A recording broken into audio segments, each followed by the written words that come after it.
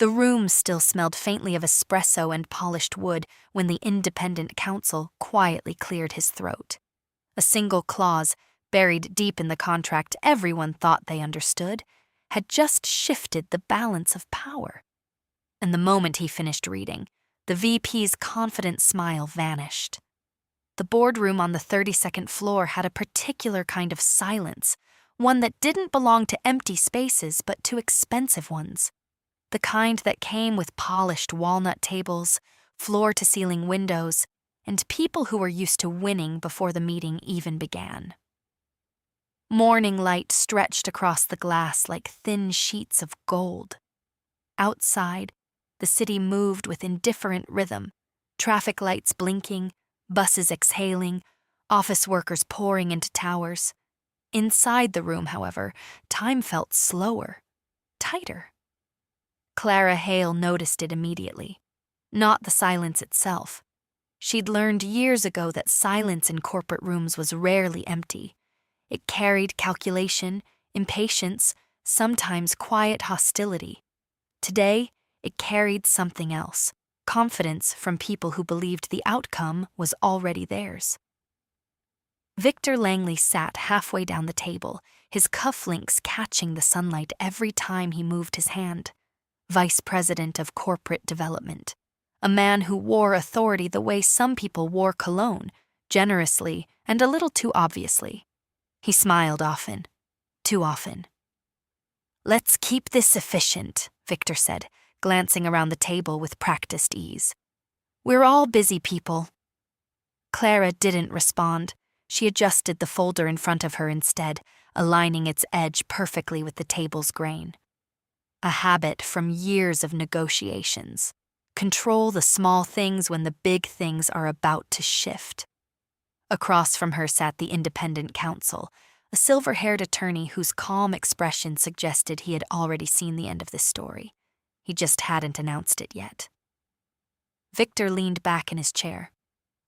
"The acquisition terms are straightforward.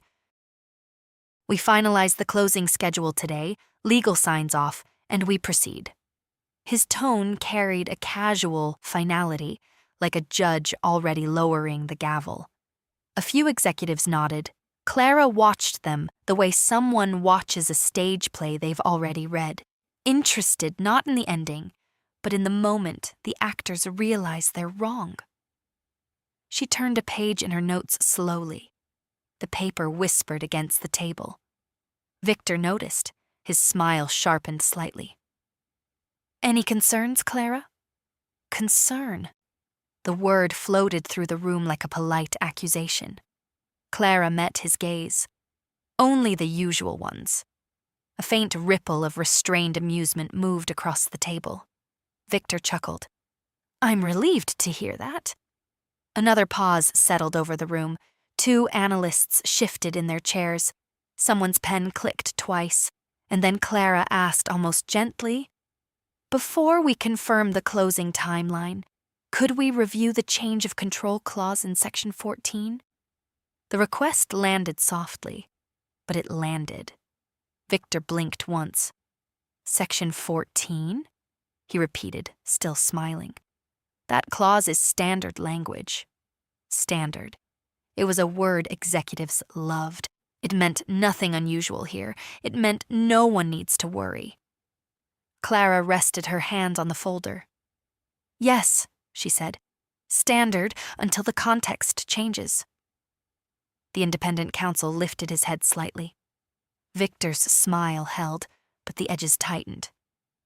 "I'm not sure it's necessary to revisit that language." Clara's voice remained calm. "For clarity. 3 syllables, enough to make the counsel reach for the document." Paper rustled quietly as he flipped through the contract. Pages slid past one another like cards in a deck. Victor's fingers tapped once on the table. Just once. Clara noticed. The attorney adjusted his glasses. For a moment, the city outside seemed louder than the room itself. Then, the counsel stopped turning pages. "Section 14, he murmured. His finger rested halfway down the page. Victor leaned forward slightly. As I said, it's standard. The counsel didn't answer immediately. Instead, he read, slowly, the kind of reading that made every person at the table aware that something subtle had just entered the room. Clara kept her eyes on the attorney, not Victor, because she knew the exact line he was about to reach. She had memorized it 2 nights ago under the soft light of her kitchen lamp, coffee growing cold beside a stack of printed contracts. She remembered the moment the sentence had stopped her. A clause most people skimmed, a clause written for a situation that rarely happened. But when it did, the counsel's brow lifted slightly. Victor noticed that too. Is there an issue? He asked. The attorney looked up. No issue, he said carefully. Another pause, then he added, just an interesting provision. Victor's smile returned, wider now, as if reclaiming the room. Good, he said. Then we can move on. But the counsel wasn't looking at Victor anymore. He was looking at Clara, and something quiet passed between them. Recognition, understanding. The attorney cleared his throat. Actually, he said, turning the document slightly so the others could see, there is a procedural implication tied to the change of control clause. Victor's tapping stopped. What implication? He asked. The counsel adjusted the page. The clause states that if certain equity thresholds shift prior to closing. He paused. The room leaned closer without moving. The authority over the closing conditions transfers.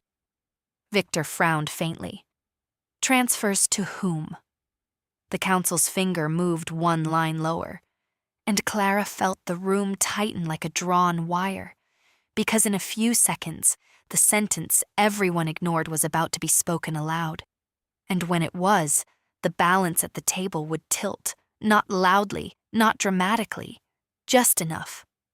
The attorney inhaled quietly.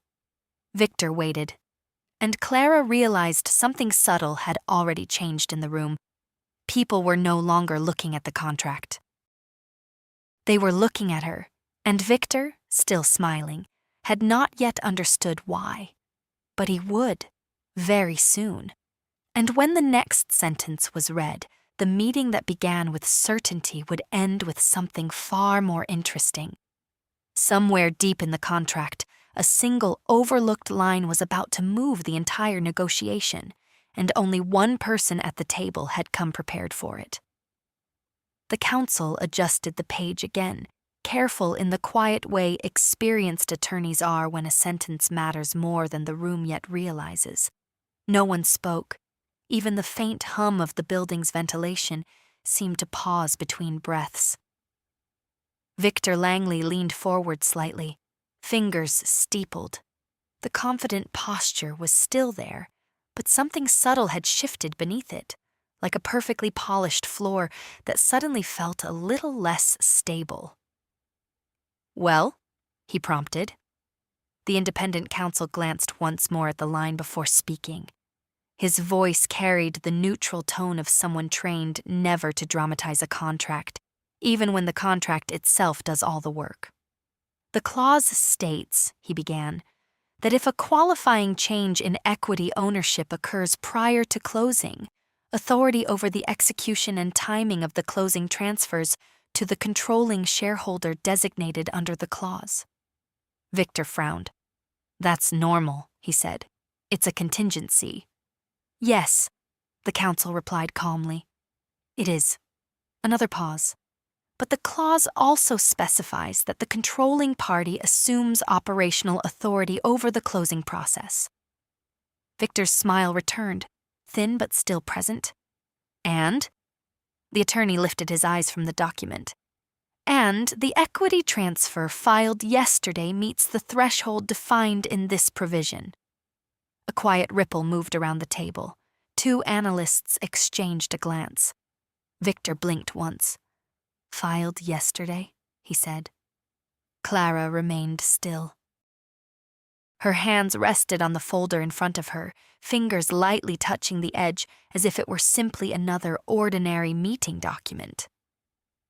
"Yes," the counsel said. "The filing was registered with the corporate secretary at 6:14 p.m. Victor's brow tightened. "I wasn't informed of any change significant enough to trigger this clause." "That may be a matter of internal communication," the attorney said evenly. A faint murmur passed through the room. Clara watched Victor carefully now, not with satisfaction, not with triumph, with curiosity, because the moment a confident executive realizes the ground has shifted beneath them is rarely loud.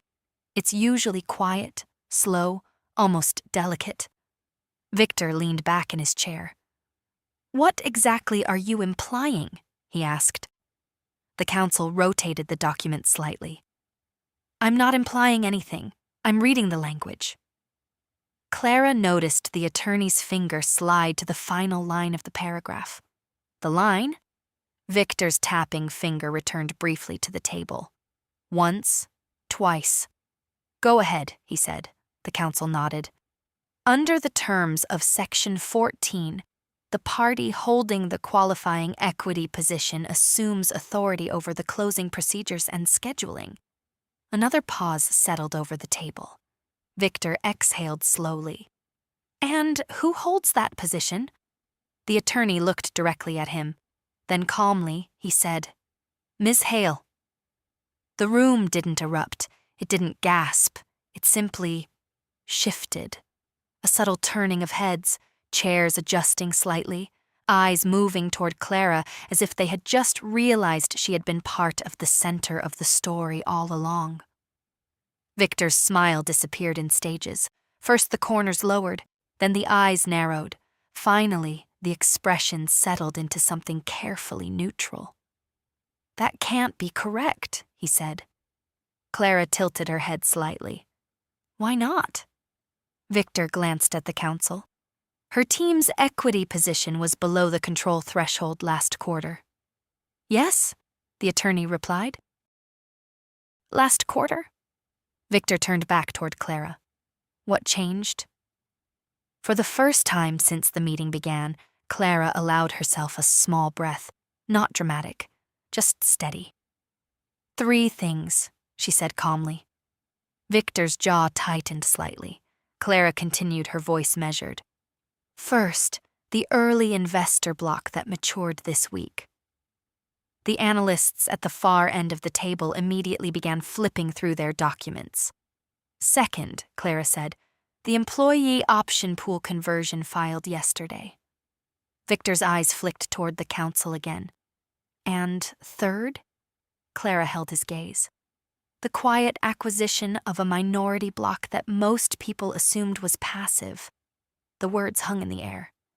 Victor leaned forward again, slower this time. "You acquired shares." Clara nodded once. "Legally, publicly, and within the reporting window." Victor's fingers pressed together. "And you waited until this meeting to bring it up?" Clara's tone remained calm. "I didn't bring it up." She gestured lightly toward the contract. "The clause did." A few quiet chuckles slipped around the table before anyone could stop them.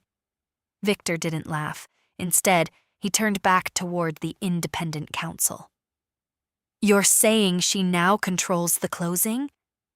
The attorney didn't hesitate. "That is the language of the agreement." Victor stared at the page for several seconds. The confidence that had filled the room earlier seemed to drain away like sunlight sliding behind clouds. Finally, he looked up again. "And what exactly does that authority allow?" The counsel answered simply. "She determines the timing and conditions under which the closing proceeds." A slow realization spread across the table. Because the closing schedule Victor had announced at the beginning of the meeting, the one everyone assumed was inevitable, was no longer his decision.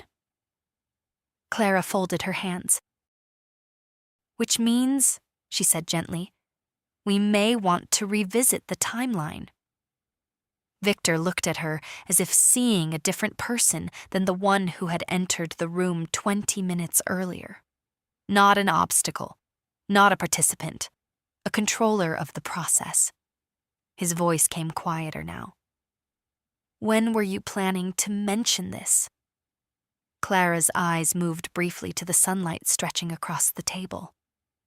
"I thought the contract might enjoy its moment." Another ripple of restrained laughter. Victor didn't react, but something behind his eyes had changed completely, because the deal he believed he was orchestrating had just moved beyond his control.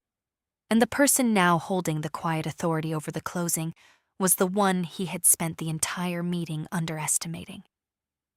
At the far end of the table, one of the analysts whispered something to his colleague. Clara couldn't hear the words, but she recognized the expression on their faces. The moment people realize a negotiation has turned. Victor slowly closed his folder. "Fine," he said, but the words sounded very different from the confident tone he used earlier. And everyone in the room could feel it. The meeting had not ended, it had only just begun. Because controlling the closing didn't simply change the schedule, it changed the leverage, and Victor was only beginning to understand what that meant. For the deal, for the room, and for him. Somewhere behind his careful expression, calculations were already racing. But one uncomfortable truth had already settled over the table. The contract he thought protected him had quietly handed the final move to someone else. And Victor Langley had just realized he was no longer the one deciding how this story ended. If you've ever seen a single clause change an entire deal, tell me, would you have noticed the shift before the room did? Share your thoughts below and follow to see how the next move unfolds. The meeting didn't dissolve after the revelation. That would have been easier. Instead, the room entered a strange second phase. Quieter, slower, as if everyone had suddenly become aware that the chessboard on the table was not arranged the way they thought it was. Victor Langley remained seated, hands folded now instead of tapping. The polished confidence he had worn earlier had not vanished completely, but it had changed shape, like a suit that suddenly didn't quite fit. Clara noticed how the sunlight had moved across the table. A thin beam now rested against the contract in front of the independent counsel, illuminating the page where the change of control clause lived, the line that had just tilted the room. Funny, she thought, how something written months ago in quiet legal language could suddenly feel louder than any voice in the room. Victor cleared his throat. "Let's be practical," he said. His tone carried the smooth authority of someone trying to gather the meeting back into his hands. "The closing timeline has already been circulated to the board." Clara nodded slightly. "I saw it. And the market is expecting the announcement next week." "I'm aware." Victor leaned forward. Then, delaying the closing would introduce unnecessary uncertainty. The word uncertainty hung in the air like a warning. Clara rested her elbow lightly on the table. "Only if the timeline is fragile," she said. A few people shifted in their seats. Victor's eyes narrowed. "The timeline is efficient." Clara tilted her head slightly, studying him the way someone studies a painting whose details are beginning to appear under better light. Efficient for whom? No one moved. Victor's jaw tightened just slightly. "For the company." Clara smiled, not wide, not sharp, just enough to signal that she had heard the sentence many times before. The company, a phrase executives loved to use when they meant their version of the company. The independent counsel watched quietly, hands folded over the contract. He had the calm patience of someone who understood that lawyers rarely need to win arguments. They only need to read what already exists. Victor glanced at him briefly, then back to Clara. "Are you proposing to halt the closing?" Clara shook her head. No. That word landed differently than Victor expected. Then what are you proposing? Clara slid her folder open. Inside were several pages of neatly organized notes, each tab marked with small, careful handwriting. No theatrics, just preparation. She pulled out a single page. I'm proposing we align the closing conditions with the language already written in the agreement. Victor frowned. They already are. Clara placed the page on the table and gently rotated it toward him. Not entirely. Victor glanced down, numbers, columns, timelines, but something near the bottom made his expression pause. A clause reference. Victor looked up again. That provision relates to governance transition. Yes, Clara said, and governance transition occurs after closing. Usually. Victor leaned back again, studying her. The analysts at the end of the table had stopped whispering now. They were watching the conversation with the intense focus of people witnessing a negotiation pivot they hadn't anticipated. Victor tapped the document once with his finger. You're suggesting this condition must be satisfied before closing. Clara's voice remained calm. I'm suggesting the contract doesn't forbid it. Victor exhaled slowly through his nose. That interpretation would extend the process by weeks. Clara shrugged lightly. Possibly. Victor's gaze hardened slightly. And the market? The market appreciates stability, Clara said. A small pause followed. Victor's eyes flicked briefly toward the counsel again. The attorney remained expressionless, but he was listening very carefully now. Victor returned his attention to Clara. You planned this. The words weren't angry. They were curious. Clara considered the question. I read the contract. Victor's lips pressed together. And acquired the equity. Yes. And waited until the meeting. Clara's tone softened slightly. I waited until the clause mattered. For the first time since the meeting began, Victor laughed quietly.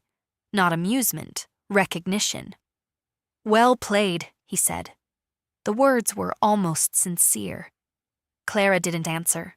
Outside the windows, a cloud drifted slowly across the sun, dimming the room for a moment. Victor leaned forward again, elbows on the table now. Let's assume, he said carefully, that you do control the closing. Clara said nothing. Victor continued. What exactly do you want? The room felt smaller suddenly, because everyone knew this question mattered more than the clause itself. Clara didn't answer immediately. She glanced once toward the independent counsel, then toward the contract, then back at Victor. What I want, she said slowly, is for the agreement to operate the way it was written.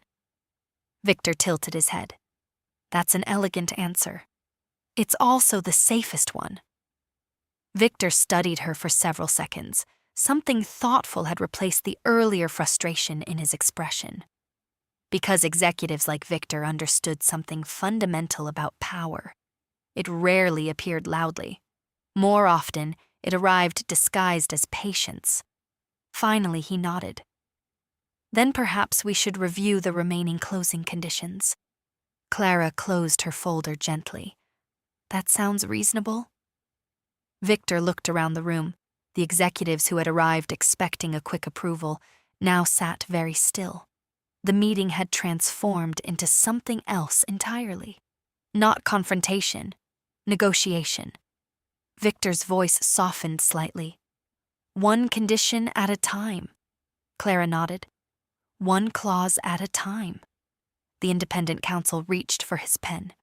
Paper shifted, documents opened, and the room slowly leaned back toward the contract that had quietly rewritten the power structure of the deal. But something subtle had already changed in the air. Victor was no longer speaking like someone in charge. He was speaking like someone recalculating, because controlling the closing was only the first shift. What came next would determine who truly understood the contract better. And as the next document slid across the table, Victor realized something unsettling. Clara Hale hadn't raised her voice once. She hadn't argued. She hadn't demanded anything. Yet somehow, the entire meeting was now moving at her pace. And Victor Langley, who had entered the room expecting to finalize the deal, was beginning to understand that the real negotiation had only just started. The meeting stretched into its second hour, though no one seemed eager to acknowledge the time. Outside the windows, the city had brightened fully. Sunlight reflected off neighboring towers, scattering pale flashes across the glass walls of the boardroom. Inside, however, the atmosphere had become denser, like air before a summer storm, charged but controlled. Documents lay open across the table now. Legal appendices, financial schedules, governance notes. The deal everyone thought was already settled had quietly transformed into something alive again. Victor Langley turned another page, slower than before. Earlier that morning, he had moved through the contract like someone skimming familiar terrain. Now he examined every paragraph the way a pilot scans unfamiliar skies. Clara noticed. It wasn't panic. Victor was too experienced for that. But something in his rhythm had changed. His movements were measured, careful, someone recalculating distance after realizing the map might not be entirely accurate. The independent counsel remained composed beside the contract, occasionally adjusting his glasses as discussions shifted from one clause to another. "So," Victor said after a moment, "governance transition." He tapped the section lightly. "This language anticipates advisory oversight after closing." Clara leaned back slightly in her chair. "It anticipates stability." Victor gave a faint half smile. "Those two things are usually related." "Sometimes," Clara replied. Across the table, the analysts had stopped pretending to be invisible. Their notebooks were open now, pens moving quickly. Even the CFO, who had remained silent for most of the morning, was watching the exchange with quiet attention. Victor slid the page a few inches toward Clara. "You're suggesting the advisory structure begins earlier." "I'm suggesting it can." Victor lifted his eyes again. "And if it does?" Clara folded her hands together. "Then the governance transition happens smoothly instead of abruptly." Victor considered this. "Which would place oversight responsibilities under the structure you proposed." Clara nodded once. "That's correct." Victor leaned back slowly. For several seconds he said nothing. The room waited. Clara studied the way his eyes moved, not across the contract this time, but across the people at the table, executives, analysts, counsel. He was measuring something, not the clauses, the room itself. Finally, Victor exhaled quietly. "You didn't just prepare for the clause," he said. Clara raised an eyebrow. "You prepared for the conversation after it." Clara's expression softened slightly. "Conversations are usually the important part." Victor gave a short, thoughtful nod. "I underestimated that." The admission wasn't loud, but it landed heavily enough that several people looked up from their notes. Victor turned another page. "Let's clarify something." Clara waited. "The closing authority gives you control over timing," he said. "But the board still expects efficiency." "Of course." "And the market expects confidence." "Agreed." Victor leaned forward again, resting his forearms on the table. "Then we're both motivated to complete this deal." Clara tilted her head slightly. "Yes?" Victor held her gaze. "Which means we should find a structure that satisfies the agreement without delaying the closing." A faint pause followed. Clara glanced toward the independent counsel. The attorney watched quietly but offered no interruption. Victor continued. If the governance transition begins earlier, as you suggest, the oversight framework would need to be formalized immediately. Yes, and the advisory seats would be confirmed before closing. Yes. Victor tapped the document again. That changes the reporting structure. It clarifies it. Victor looked at her carefully. You're not slowing the deal. No, you're stabilizing it. Clara gave a small shrug. If we use your word. Victor's eyes narrowed thoughtfully. For a moment, the tension that had filled the room earlier seemed to dissolve into something closer to reluctant respect. Victor closed the folder in front of him. The sound echoed softly across the polished table. Well, he said. The word carried none of the earlier frustration. Instead, it sounded almost impressed. Then we have a revised path? Clara didn't smile, but the light in her eyes shifted slightly. Victor turned toward the independent counsel. If we formalize the governance transition language today, does the contract support proceeding to closing under the existing authority structure? The attorney glanced at the relevant pages. Then he nodded slowly.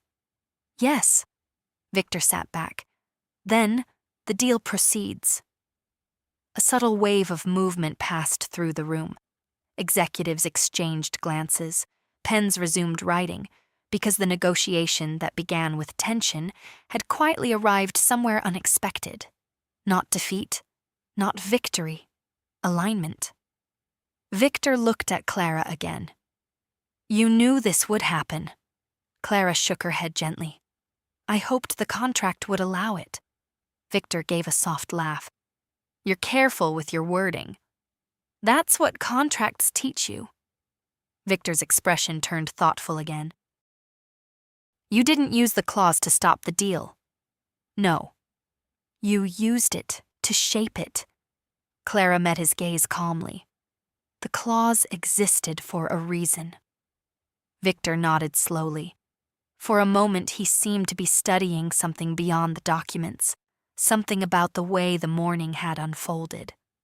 Finally he stood, gathering the papers into a neat stack. Well, he said quietly, that was unexpected. Clara closed her folder. Contracts often are. Victor looked around the room. Let's finalize the revisions and circulate them to the board. The room stirred back into motion. But as people began collecting documents, Clara noticed something subtle. Victor wasn't smiling the way he had earlier. Not the confident smile of someone who assumed control. Instead, it was the quieter expression of someone who had just learned something important.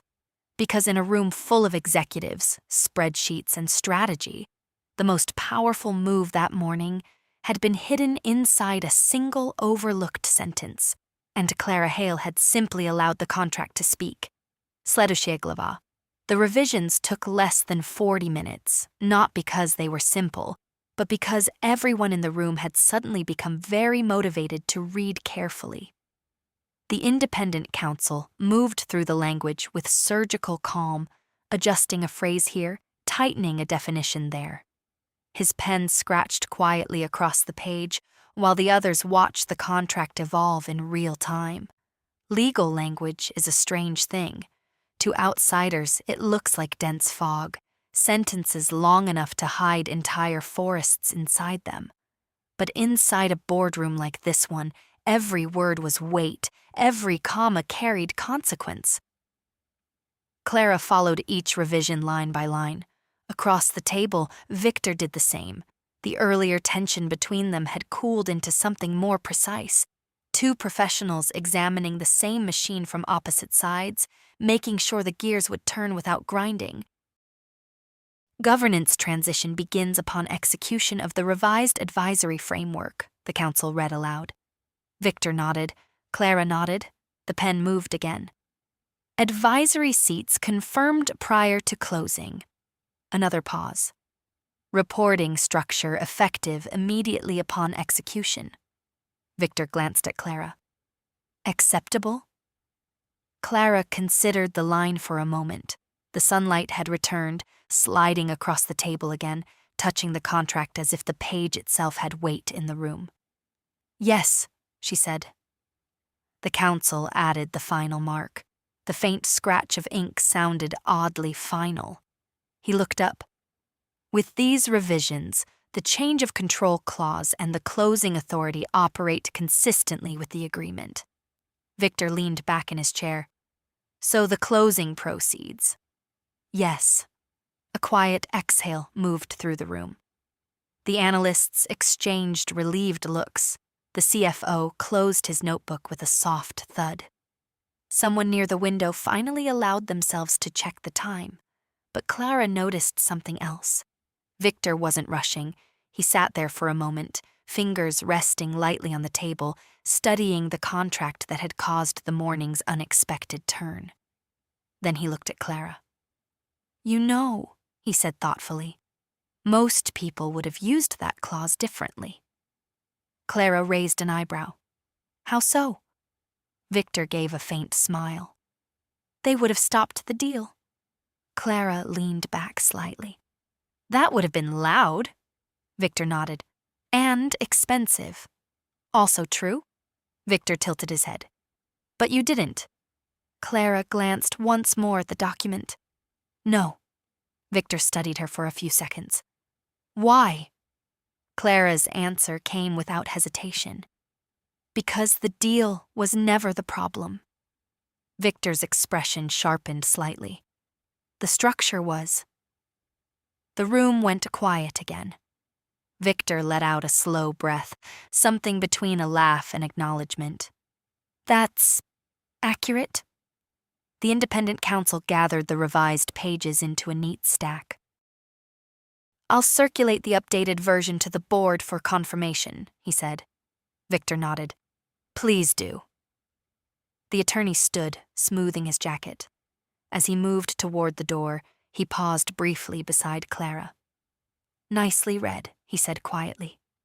Clara offered a polite smile. "Thank you."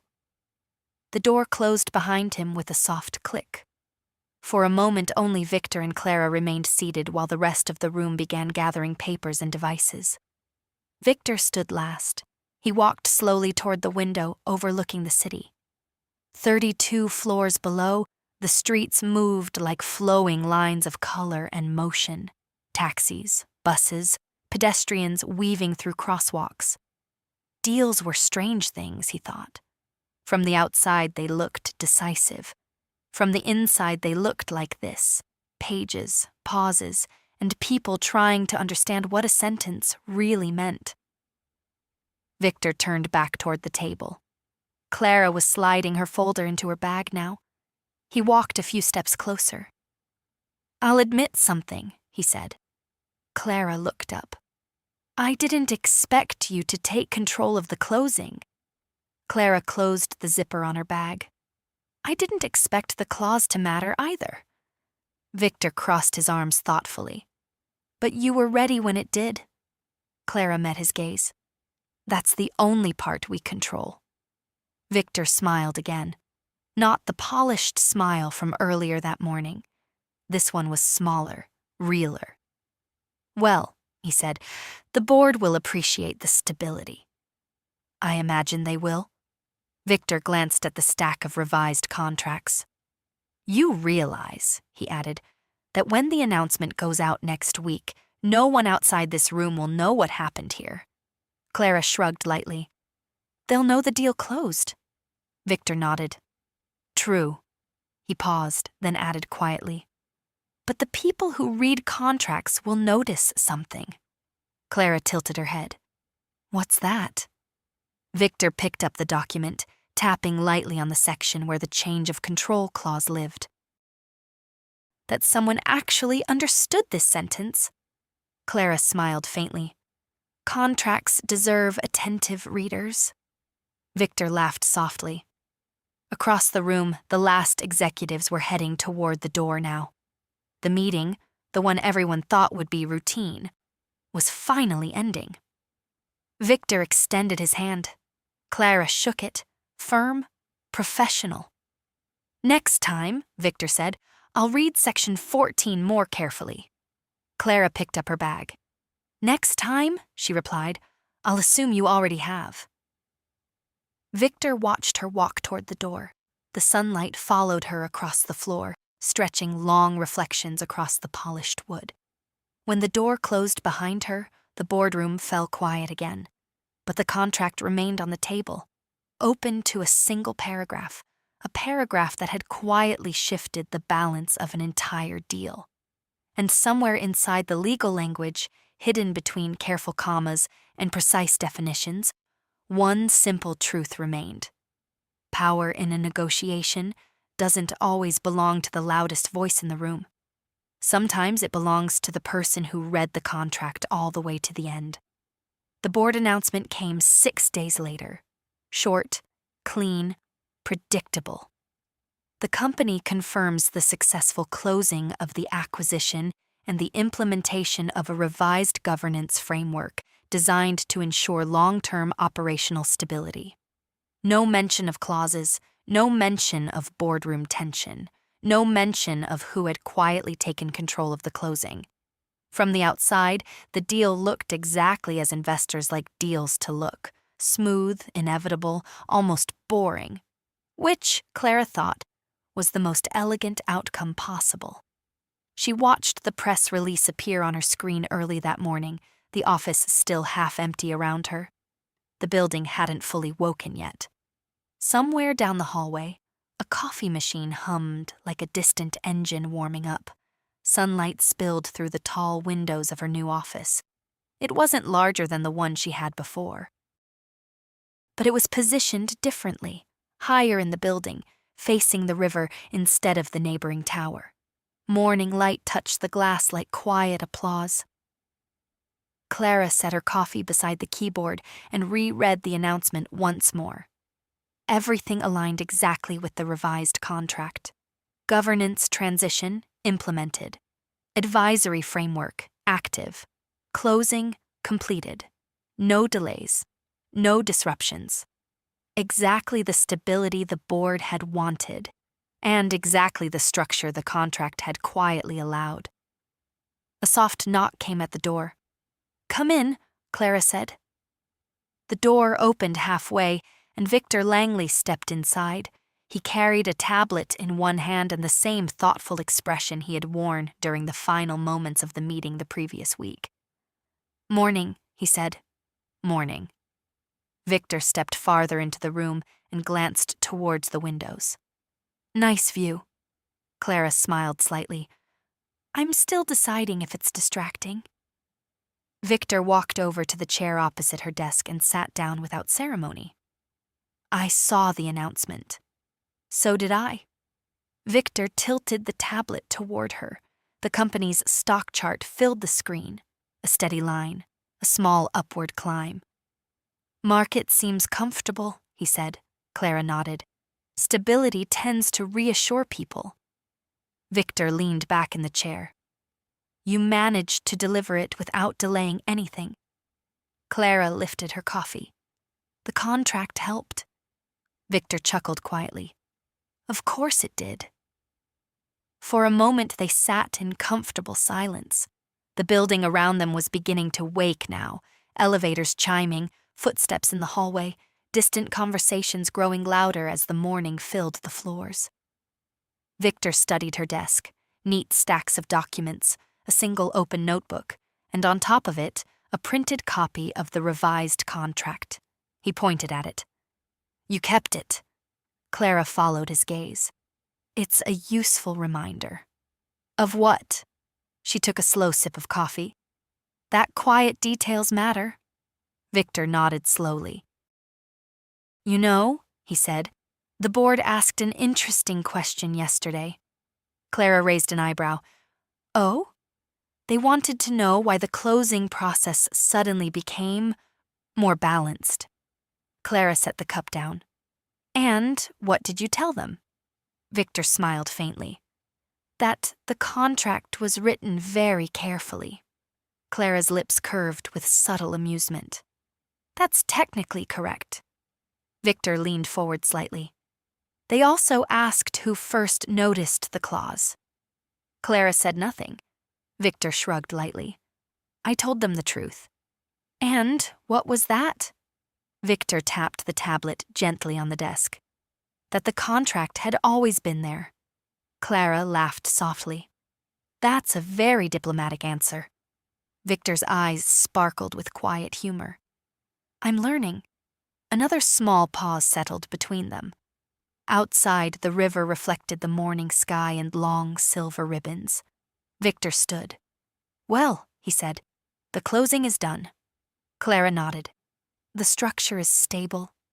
Yes. Victor adjusted his jacket.